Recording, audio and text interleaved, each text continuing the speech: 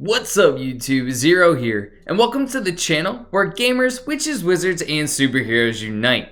Today we're going to take on Anru Besin, who is the boss at the end of the Mountain Prison questline.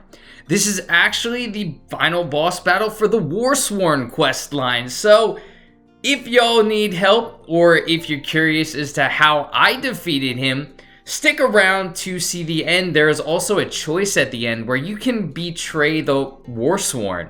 Do you want to do that? Well, that's going to be up to you. But as you can see, before I even began the battle, I laid down some frost traps. There are going to be 2 rounds to this battle if you aren't able to persuade Anru to your side. There are persuade options. I failed them when I tried them, so I didn't even try them then.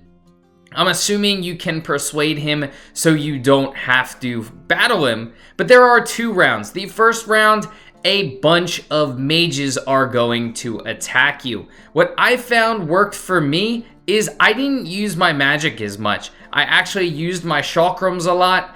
In this build, in this video, I switch around my builds a lot. I'm actually a pretty squishy build. I'm using a finesse sorcery combo. So I really decided to focus on blocking a lot of these mages' ranged attacks, and then I would go into the battle with my chakrams.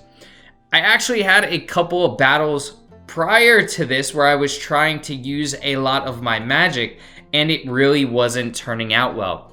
Once you defeat the mages, Anru is finally going to come out of his little protective bubble, and you have to be careful because you're going to have to face a couple of Niskaru.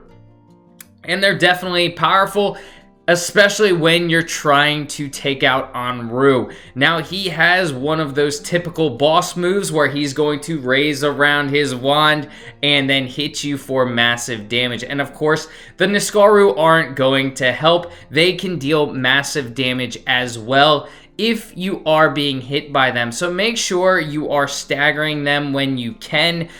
Again, I always say that I really do love the chakrams. They can hit a bunch of enemies at once, and this is no different.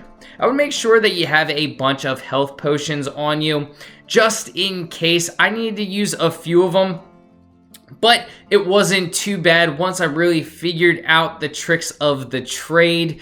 Even when a Niskaru would hit me, sometimes I'd just go right into a health potion because they can cause bleeding and that can do massive amounts of damage to you. But I really tried to just hit the Niskaru every once in a while, but really focus on Anru because I didn't want him to hit me. He can hit like a truck, and if you're doing it well enough, you can avoid the Niskaru. They don't have any ranged attacks, so you can see them coming. Anru, on the other hand, he has a bunch of ranged attacks. I actually found the mage part to be a little bit harder because of all of their ranged attacks. You're trying to figure out, okay, where are all of these ranged attacks coming from?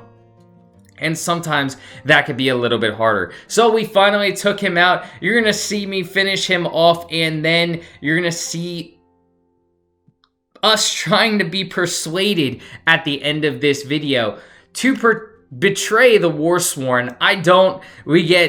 I'm not even going to pronounce that.